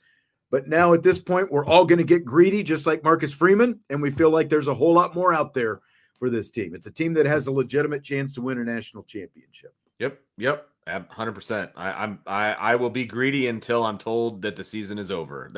That's kind of where I'm at right now. Now I may change my opinion as time travels on and we get into the spring and the summer and things like that, and you can kind of take more of a macro view. But in the moment, I want to keep winning. I want 2 more wins. I want 2 more wins for Notre Dame. Vince wants it all. I want it all, baby. So Notre Dame defensive coordinator Al Golden's been connected to the Cincinnati Bengals vacant defensive coordinator position this week, according to some reports. Golden was, of course, the Bengals linebackers coach when they went to the Super Bowl 3 years ago. And here's what he said when he was asked about it at Tuesday's Orange Bowl Media Day. Quote, "Look, took us 30 years to get to this point here. I'm not worried about anything else but how to stop Penn State, and I mean that. 2 really good backs, a tight end that is dominant. We just talked about the quarterback in a scheme that is really, really challenging. That's the only thing we're focused on right now." End quote. Golden was then asked if the Bengals have contacted him about their job. And he said, quote, "I've talked to nobody. I can't even get out of the facility right now. We just had the shortest week of the year." End quote. Not so true. Vince. Oh, So Vince, what do you think of those responses from Al Golden? I think that he is being completely honest about everything that he just said, but that doesn't mean that Cincinnati hasn't talked to his agent. They just haven't talked to him. I would fully anticipate that they are reaching out to Al Golden. I fully anticipate that this would be his response. Now, it's reported, right, that Al Golden makes about $2 million a year, right? Isn't that kind of what we've heard as far as like one of the higher paid coordinators? Yeah. So that would make him the 5th highest paid coordinator in the NFL at this moment. Right. Okay. Which would be more than the former defensive coordinator was making at Cincinnati, which was $1.5 million, by the way. So from a money standpoint, I think Notre Dame will be very competitive with whatever anybody throws at Al Golden. And so I don't see that being a problem. Would he leave Notre Dame to be a defensive coordinator, same title, to the NFL? I don't think so. But I also same don't title, know but it's also in the NFL. I get it. right. I don't know Al Golden. I don't know what his aspirations are as a coach. I feel like he's very comfortable at Notre Dame right now. I think he's very comfortable with the players that he has to coach. And I think he sees what it takes to be successful here. I don't see him leaving, but I guarantee you Cincinnati has reached out. TD4ND says, why would he leave? And this is basically the response you get from any Notre Dame fan when any of these things come. Why would anyone leave Notre Dame? You know, like, well, what are his career aspirations? Does he want to be an NFL head coach? Maybe he wants to be an NFL head coach. If he does, then being an NFL defensive coordinator gets him closer to that goal, where like you're not going to be an NFL head coach going from defensive coordinator at Notre Dame. Marcus Freeman could potentially, you know, like comparable coaches, Marcus Freeman, James Franklin, Kirby Smart, you know, like head coaches at, you know, Steve Sarkisian, head coaches at programs like this, you know, could potentially, even though it's even tougher there because it's like that leap from college to NFL, it just obviously doesn't always translate. There's not a lot of guys, but that's like, to me, when I looked at these comments, there's 2 different ways that I looked at it. One, he could easily just shut this down and say, I have zero interest in the Cincinnati Bengals. Sure. Why are you asking me that question? He didn't say any of that. No, you know, it was like, we're focused on Penn State, which is great, which he is. I get that. You know, we're focused on Penn State. I'm trying to beat these damn running backs, you know, because like some stuff came up earlier. And I think it was about, you know, like trying to figure out, you know, how to beat Rourke or, you know, whatever. I can't remember, you know, like the Indiana quarterback when some of that stuff came up before. So like he could have easily just shut it down and say, look, I've got no interest. This is where I am. I want to be here, you know, all that stuff. But he didn't say that. Now, the other part of it, though, you kind of alluded to, Vince, that is, does he really want to stay at Notre Dame? But at the same time, you know, you're Al Golden. You wouldn't mind a little pay raise, right? Like, sure. And what's he got by having his, just like Marcus Freeman, when Marcus Freeman's name was attached to the Chicago Bears, what did Marcus Freeman have? When the Bears thing was out there, when there was still Ryan Day uncertainty going on at Ohio State, it gave him leverage, and he's got a new contract. And That's what Al Golden has now. If he wants to stay at Notre Dame, he's at least got some leverage to maybe Sure. wrangle, another $500,000 or $1 million, out of this whole deal by staying at Notre Dame. When you're in demand, it gives you some leverage in these things. So I don't disagree. I can't read Al Golden's mind though, in terms that's of the biggest thing. What is his goal? Is he just looking for money? Is he looking for the NFL? Is he looking to be a head coach? Like, we don't know the answer to any of that, right? Unless you flat out ask him, and he's going to give you this word salad answer. So you're not going to know, because actions speak louder than words. Yeah. TD4ND says he should get a pay raise, and Josh says, didn't he get an extension last year? He did, but look, it's a year later, and now you're in the college football playoff semifinals. There's a big difference between being the defensive coordinator of the Sun Bowl champion and the defensive coordinator of a team that's one win away, at least right now, from playing in a national championship game. Right. So, like when Marcus Freeman got his extension, part of the deal was more money for the assistants. So it's going to be really interesting to see, because like you expect bonuses and incentives and all those different things to be factored into that new contract for Marcus Freeman. So, and that trickles down to the assistants, like you talked about. Riley Leonard also fielded questions at Media Day. Here's what Leonard said about having 1 week to prepare for Penn State. Quote, mentally, it feels like we have 8 or 9 days because we don't have to go to school. Obviously, Notre Dame school is outrageous in a good way. We all love going to class. End quote. That Vince is blank. That cracked me up, because that is so Riley Leonard to tack on at the end. We love going to class. Like, nobody loves going to class, okay? Let's just be real clear on that. I mean, you can enjoy class, I suppose, but you don't love going to class. It's what you got to do. So I just think that that's hilarious that he would say that. Now, on the flip side, I think there is truth to what he is saying about not having to deal with that all day. All you have to worry about right now is football. That's it. That's all you've got to worry about. Yep. And from a mental standpoint, that's massive. That's massive. So I agree. Like you always hear about, how much finals impact, like studying for finals and games and, even midterms and all that kind of stuff, what kind of impact that can have on performance in games. So like, that's like a huge, look, everyone's out of class, obviously, right now, like maybe unless you're, I don't know where Stanford is with like their trimesters and all that kind of stuff. Obviously they're not in the playoff, but I'm just, right. But everyone's for the most part out of class, but that's got to be a huge benefit because there is such an academic, a different academic focus here compared to a lot of these other places. But I was cracking up as well when I saw that. Notre Dame school is outrageous. But we love going to class. We love it. We love it. Yeah, I think it's hilarious. Another one from Leonard. Quote, I don't understand why I'm hard to tackle, honestly. I don't have very good juke moves. I'm very tall, not intimidating, at least on the field. But guys just miss. I don't really know why. End quote. So, Vince, why do you think Riley Leonard is hard to tackle?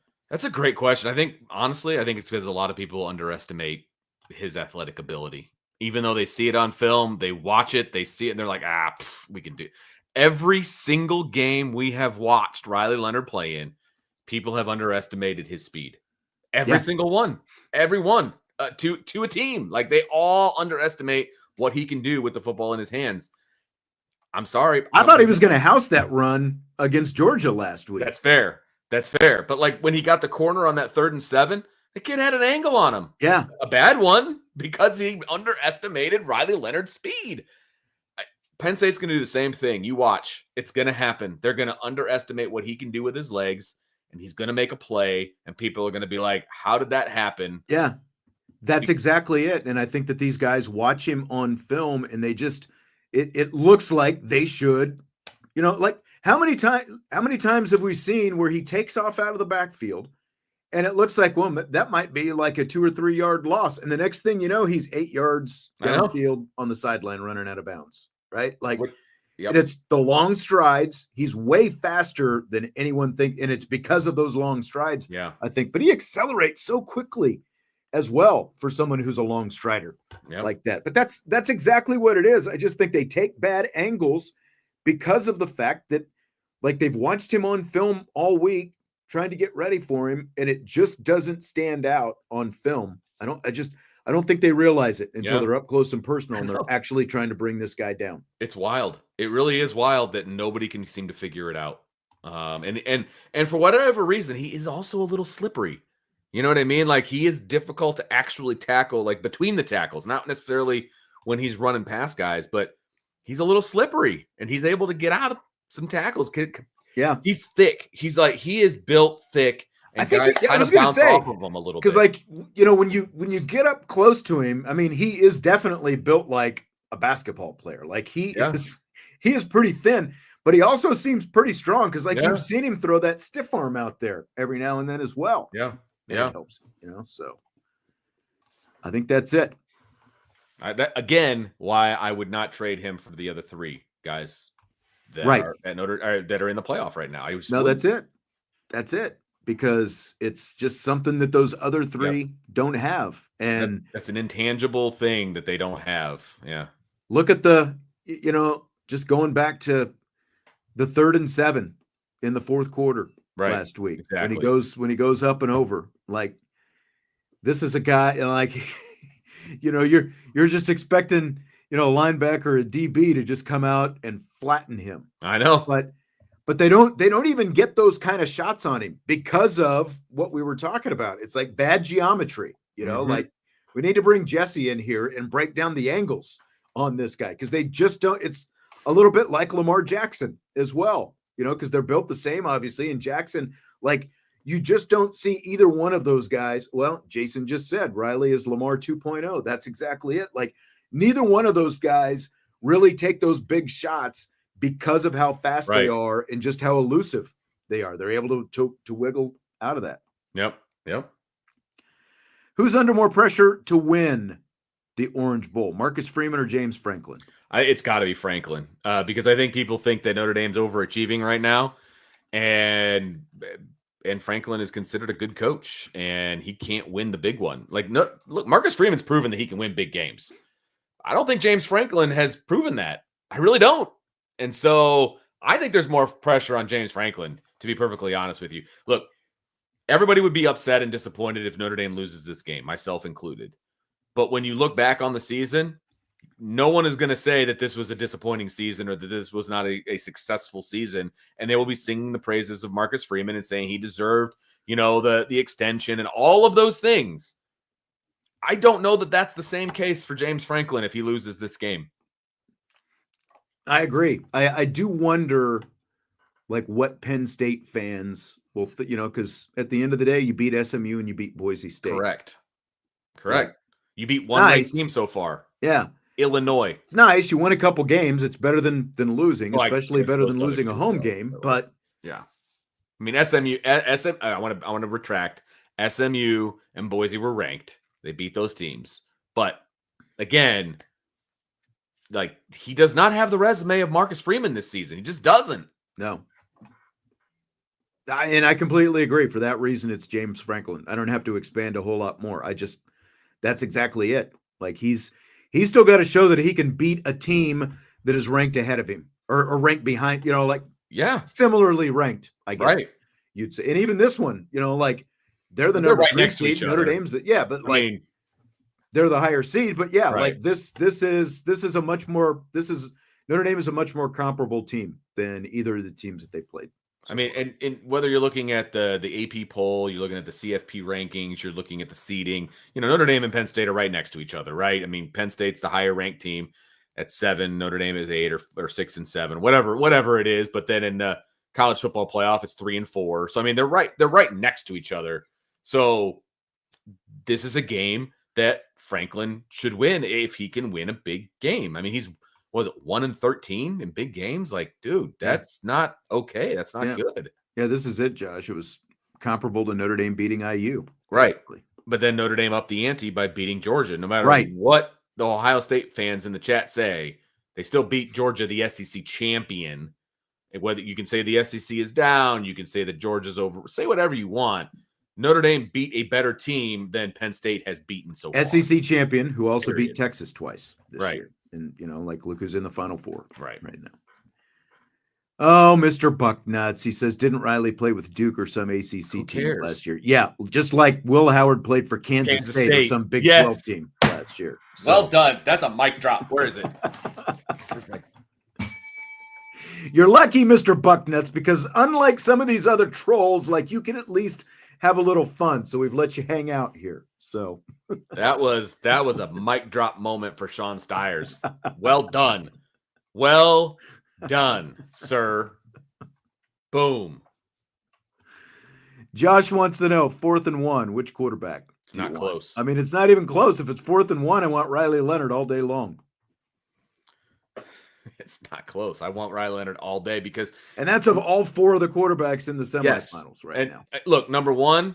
I mean, 9 out of 10 times he's going to run the ball and he's going to get the first down. But there's that 1 out of 10 times that he can throw the ball and still get a first down because he has done that as well. But I want Riley Leonard. It's not close. All day. Fill in the blank. It's blank that Notre Dame will have the ESPN Sean McDonough, Greg McElroy broadcast team for a 3rd straight game for the Orange Bowl. Can I also add that they're going to have the same Big 12 refs as well? They are. They're just recycling. It just feels like they're recycling, whoever, and they're just following Notre Dame along the way. This will be the first. Well, yeah, this will be the first time that I've had to sit and listen to the broadcast. And so I guess that's true because you were at the game last week. Right. And I was at the IU game, obviously. So I don't know. I mean, they seem to be okay. I don't have a huge problem with those two. I really don't. So I saw some people, on McElroy about SEC bias last week. I said this last week. I still feel like it. I felt like I've seen a handful of games this year that McElroy, McDonough have done it. And I felt like the game that watching that game last week. And again, like I'm in and out, like in terms of like specific things that I'm really dialed into because I'm, taking notes and trying to keep track of things. But I really felt like McElroy was on like game situation stuff. He was on everything. Like you could tell he had done his research. He's watched a lot of films. He knew tendencies for both teams, all those different kind of things. I think it's kind of odd that the winner of this game is going to the national championship game. And the other Fowler Herbstreit crew hasn't done a game for either Notre Dame or Penn State so far. So you would think that they would want to maybe flip it so that they've at least seen them once in the playoffs going into the national championship game, since that's the broadcast team that's going to be doing the title game next week. That's the only thing that kind of struck me as odd about having, because basically they've done Ohio State all the way through. And Herbstreit has the obvious connection to Ohio State. So it just seems a little odd to me that they would keep them like that and they wouldn't flip them for the semifinals so that, again, the team that's going to be doing the national championship game has seen all the teams in the playoff at least once before the playoff when you're playing so many games. So, yeah, well, Tom doesn't want Fowler's bad juju all over Notre Dame. Well, if they win this game, you're going to get it in the next one. Yeah, so, I mean, you're going to get them at some point if Notre Dame wins. So, well, everybody's like, "Oh, thank God," Yeah, well, hold that applause. Yeah, again, like Notre Dame wins, you're going to get him next week. So you've only avoided him by 1 week. Right. Okay, some game props. Odds to score a touchdown this week. Leonard has -110. Tyler Warren -105. Jeremiyah Love is +100. We were a little baffled last week by Love not having the great touchdown score. I know. And his touchdown scoring streak ended. I know. Very disappointing. I know. Very disappointing because that was just a gimme bet all season long, man. Yep. So that was disappointing. Of the three, I would take Tyler Warren. How about that? Just to mess with people's heads. I would too. Just because it feels like if Penn State's going to score a touchdown, it's either him or Singleton to me. And Singleton, has worse odds, obviously, than Jeremiyah Love because I put the top three there at the top. So Leonard and Aller. Go ahead. Yeah, no, I was going to say Leonard's got a great shot of getting into the end zone, right? I mean, look, I think Penn State has the best touchdown against defense in the red zone, which is obviously going to be tough for Notre Dame, but Notre Dame has the best touchdown scoring, I believe, offense, or one of the best scoring offenses inside the red zone. Yeah. So when it comes to touchdowns specifically, I just don't kick field goals. They go in and they score. So I feel like Leonard is a pretty good bet here, but I would still take Warren over Leonard. So, just want to throw that in there. Yeah, I just think because I think Notre Dame has more options. Yeah. Like, yeah, who's going to score it? That's always, like figuring that out if you're actually going to play some money on it. That's the toughest part. And I feel like Warren is, would basically be the safest bet in this whole thing. Leonard's passing number 164.5. His rushing number is 49.5. Well, obviously coming off of the last game, and Leonard only have 90 yards passing and blah, blah, blah, blah, blah. Look, I think Drew Aller is going to have to throw the football. I think he's got a good shot of getting to like the 200 mark, and that's fine. I think they're going to have to throw the ball a little bit more. So I would take the over on Drew Aller. I wouldn't touch Riley Leonard's passing. I would not either. I would take the over on 49.5 rushing yards. I would too. So. And I think I would take the under on Aller's rushing yards, to be perfectly honest, because I think there's going to be some sacks involved. I think he's going to have negative yards when it's all said and done. So I would take the over on passing, the under on rushing. I wouldn't touch Leonard's passing, and I would take the over on rushing. So tell me what you're doing on Aller's passing. It's 183.5. Taking the over. I didn't even get to those numbers. I only mentioned two numbers. Damn it. You went straight to Aller. So what I get for reading along, you know, your ADD. like reading Did Rainbow. you go over? Did you go over on 183.5 for Aller? Yes. Okay. Because But I think they're under going on to be. is I 10.5 do rushing. think they're going to be throwing the ball a bunch in this game, and I think he will have good passing. I think they're yards. going to have to. They're going to have to throw a lot. Yeah. That's what it's going to come down to. Yeah. So the rushing numbers, Jeremiyah Love's over-under is 35.5.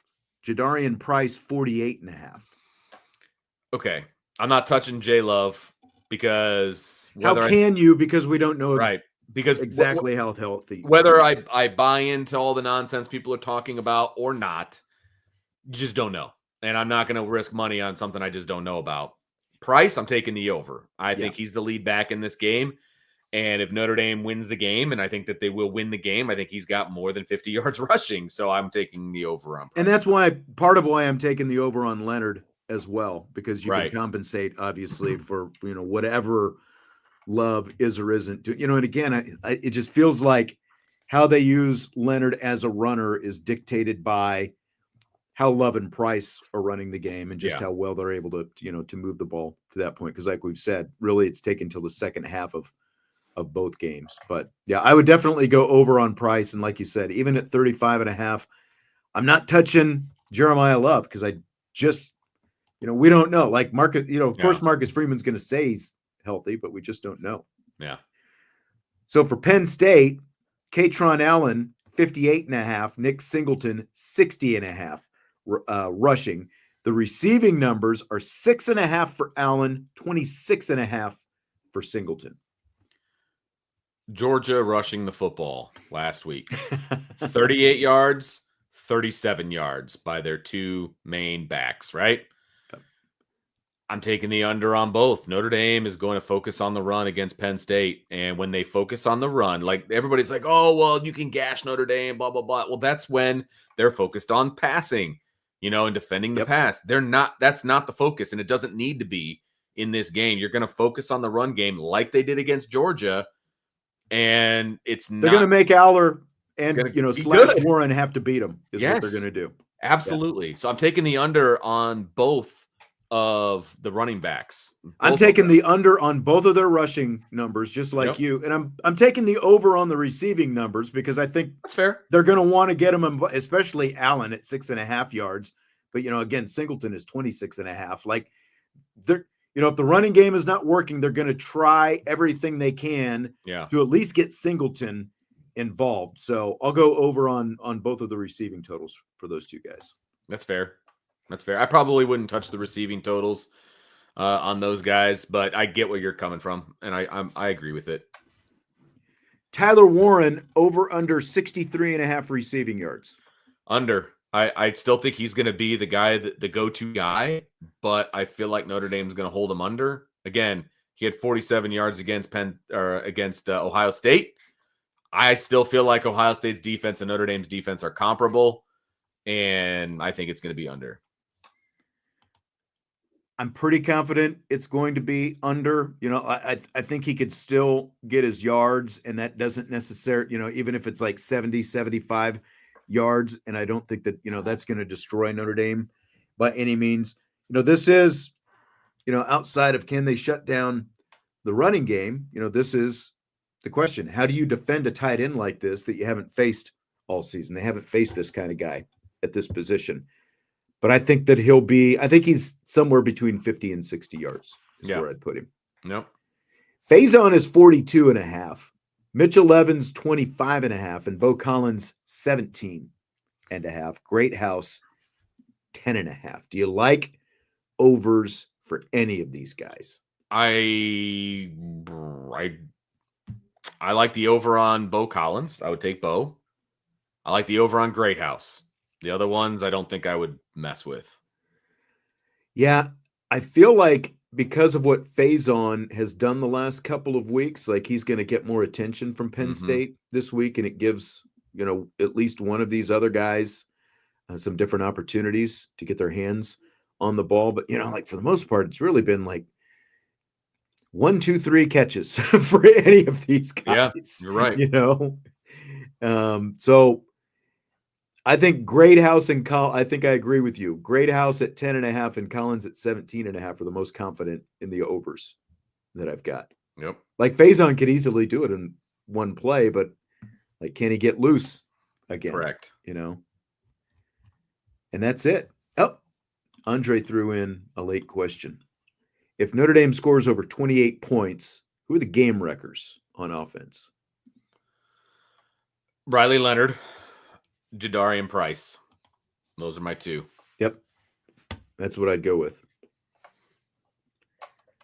Those are my two. Yeah, because once again, and honestly, every game, I mean, Riley Leonard's the X factor, and he always will be for me.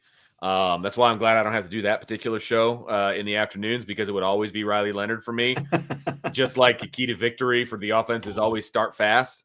They are who Riley Leonard is. If he has a good game, Notre Dame has a good game. And so if they end up with 28 points, like I said in my analysis of the game, or my prediction of the game, I said if the first team to 20 is going to win this game. And I still believe that. So if they score 28, Riley Leonard and Price are the ones that got him there. I agree. All right, take a breath. It's almost here. One sleep left. Got a whole day of work tomorrow, though, to get through, man. I got a basketball game I've got to finish getting. That's true. That's a really, really good point. 5:00 basketball game out of the house, a little after 3:00 to get over there, and then hopefully back. I'm hoping if it times out right, I'm back here just in time for the start of the football game. That's right. Tomorrow night. We'll see how it works out. All right. Appreciate everybody being here. Don't forget, of course, there will be a post-game show tomorrow night. Are you going to be on the post-game show tomorrow? I will be on the post-game show. Yep. Sure will. Right.